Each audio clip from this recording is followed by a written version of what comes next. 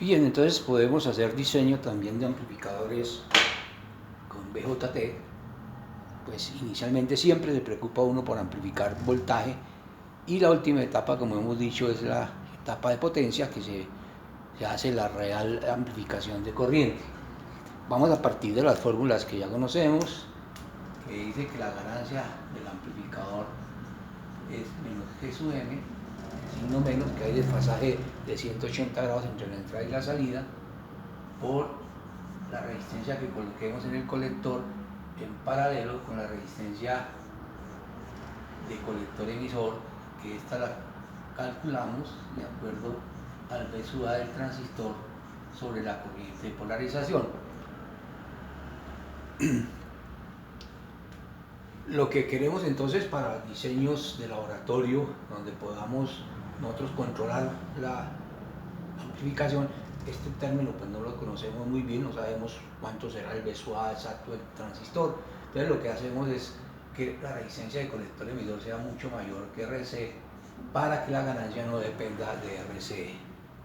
Entonces llegamos a que la ganancia sería menos G sub M por RC, pero G sub M es el inverso de RE minúscula, donde RE minúscula es el voltaje térmico sobre la corriente de polarización. Entonces hagamos un ejemplo, supongamos que tenemos una ganancia de 200. Recuerde que las ganancias con transistores bipolares, debido a que G es mucho más alto que los MOSFET, se pueden lograr en una sola etapa ganancias mucho más altas, entre 100, 200, 300, hasta 500 veces la ganancia en una sola etapa, que sea igual a RC. Entonces vamos a escoger RC de acuerdo a esto que tenemos aquí. Vamos a trabajar con el B sub A más malo, digamos que B sub A más malo sería 50 voltios. Y digamos que la corriente que suponemos vamos a tener de polarización 1000 amperios, vamos a decir entonces que esto es 50K. Por lo tanto, RC debe ser mucho menor que 50K, digámoslo 5 o 10 veces. Entonces vamos a escojo, voy a escribir aquí, escojo RC a 5K. Lo pueden escribir de otro valor dependiendo de la corriente que les dé. Esto simplemente va a ser un primer criterio de escogencia. Entonces ya estamos diciendo que RC sería el signo menos, pero no nos va a interesar. Entonces este cálculo va a ser igual a 5000 sobre RE. Por lo tanto, RE sería igual a 5000 sobre 200, nos dará 25 ohmios. Y RE es igual a B sub C sobre I sub C. B sub T, perdón, voltaje térmico. El voltaje térmico lo tomamos como 25 milivoltios y de aquí calculamos I sub C. I sub C, si lo hacen, les va a dar 1000 amperios. Necesito entonces que circule 1000 amperios sobre una resistencia de 5K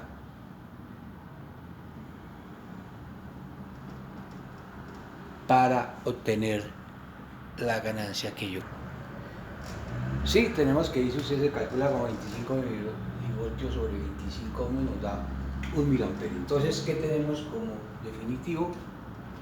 Tenemos lo siguiente: para obtener una ganancia de 200, estoy diciendo que voy a coger una resistencia de 5K y le voy a hacer circular una corriente de 1000 amperios. Por lo tanto, la caída aquí será 5 voltios, y como criterio vamos a colocar tensión colector emisor en la mitad de SC. Entonces esto diría, podemos colocar aquí 10 voltios.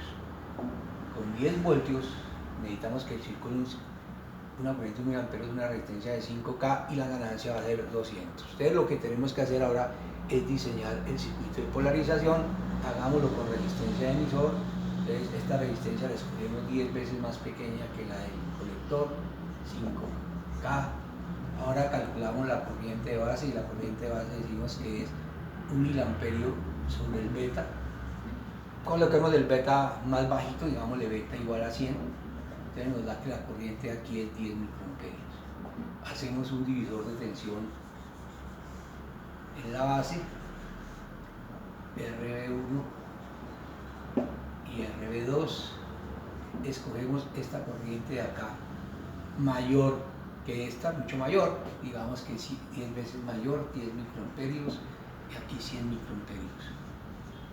Por lo tanto ya podemos calcular RB1 como 10 voltios menos la tensión que en este punto. Aquí hay, como circula 1 miliamperio, aquí hay 0.5 voltios, aquí hay una caída de 0.7, aquí hay 1.2 voltios.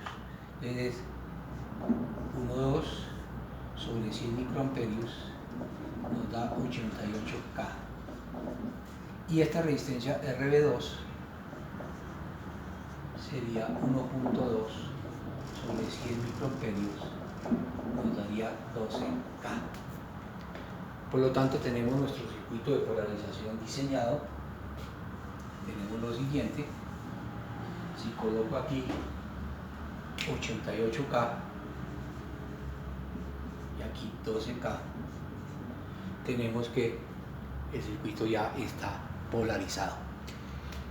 Para completar el diseño, entonces vamos a colocar un condensador de entrada C1, vamos a colocar un condensador aquí para la señal C2, y para la siguiente etapa voy a colocar un tercer condensador C3.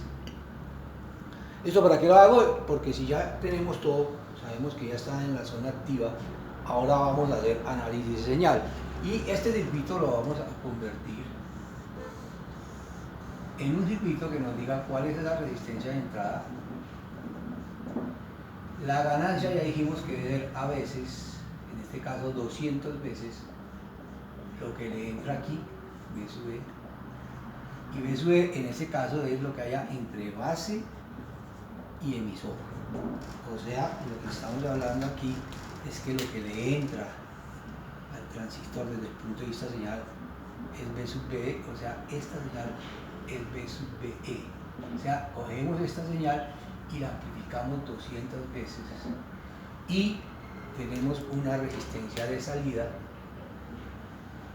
para tener el comportamiento de nuestro transistor.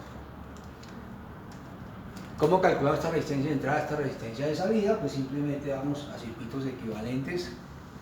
Sabemos que la fuente continua es un corto, que los condensadores son cortos y que este transistor lo podemos reemplazar por su circuito equivalente, que sería lo siguiente: entre base y emisor estamos viendo tres resistencias en paralelo, ¿sí? 88K en paralelo con 12K y en paralelo con RP. Aquí vemos una fuente de corriente y la resistencia de 5K, y esto sería G sub M, B sub BE, siendo B sub BE la tensión que hay aquí. Aquí esto es emisor, esto es colector, entonces aquí hay B sub BE. RP es beta veces RE. RE dijimos que era 25 ohmios por 100, que es el beta que tomamos, nos da 2K5. Quiere decir que la resistencia de entrada es paralelo de 88K en paralelo con 12K en paralelo con 2K5. Esto en paralelo nos da aproximadamente 2K. Y la resistencia de salida, pues es la resistencia que vemos entre colector y emisor, esta resistencia de 5K. Y tenemos entonces nuestro circuito equivalente. Tenemos este circuito desde el punto de vista señal, es igual que tener aquí un circuito que representa una resistencia de entrada de 2K, una ganancia de 200 y una resistencia de salida de 5K, y ese sería el comportamiento que necesitamos nosotros para analizar la señal. Nuevamente, analizando esta señal, este circuito equivalente, sabemos que cuando vamos a meter señal, metemos una señal que tiene una resistencia interna RG y un voltaje sub G. Esta resistencia o esta señal la estamos colocando aquí, RG y B sub G. Si esta RG es comparable con 2K, que pues realmente 2K es muy pequeña, vamos a tener aquí un divisor de tensión. Si esta resistencia es muy alta, pues simplemente vamos a perder toda la señal. Por esto vamos a tener un problema grave. Si esto fuera del orden de los megahms, obviamente esto no funcionaría absoluto. Esto funcionaría siempre y cuando esta resistencia fuera pequeña. Y aquí es de las grandes desventajas que tenemos con el transistores bipolares, que es precisamente esta resistencia de entrada tan bajita. Y acuerde de dónde salió esta resistencia. Era el paralelo de 3, donde va a primar la más pequeña, y en este caso la más pequeña es beta RE. Entonces nuestro problema está en beta RE, o sea, necesitamos, para aumentar esta resistencia, garantizar que esta beta sea lo más grande posible. Y RE, que es igual al voltaje térmico sobre I sub C, una manera de aumentar RE es disminuyendo la corriente. O sea, en lugar de tener aquí 1 miliamperio, podríamos tener aquí 100 microamperios, y eso haría que esto multiplicara la resistencia de entrada por 10, sería 20K. Ya, entre más alto sea el beta y entre más pequeña sea la corriente de polarización, podremos tener entonces resistencias de entrada mucho más altas, que pues obviamente por más altas que sean no van a tener un valor importante. Por lo tanto, una de las soluciones es hacer un adaptador de impedancias, que la veremos a continuación, o en lo que se hace en circuitos integrados, que es también eso fue la tendencia después de que se empezó a trabajar con discretos, llegar a circuitos integrados. Y lo que vamos a hacer ahora es cómo podemos calcular estos condensadores que están aquí. ¿Cómo calcularíamos los condensadores para mirar después cómo con circuitos integrados se soluciona el problema de esta resistencia tan pequeña? El condensador C1, lo que estamos haciendo es, C1 está viendo la resistencia de entrada del circuito. Entonces, ¿qué es un corto? Que esta reactancia sea mucho menor que la resistencia de entrada. Si esto es 2K, quiere decir que 1 sobre 2pi FC1 debe ser menor o igual que por lo menos 10 veces más pequeño que esto. Y si esto es 2K, esto sería 200 ohms. Desde aquí calculo, si conozco la frecuencia, calculo el condensador. En el caso de este paralelo, lo que estoy haciendo es, el condensador quiero que se comporte como un corto ante 500 ohms, entonces hago lo mismo. 1 sobre 2pi FC2 debe ser menor y más que 10 veces, por lo menos 10 veces más pequeño que 50. Y lo que viene aquí, pues se supone que para no cargar el circuito, la resistencia de carga que debo colocar aquí debe ser por lo menos 10 veces mayor a 5K. Quiere decir que entonces mi condensador 3 lo comparo con 50K, y luego llevo 2pi FC3 debe ser menor o igual que 5K. Siempre 10 veces más pequeño, y con eso yo tengo ya cómo calcular los condensadores.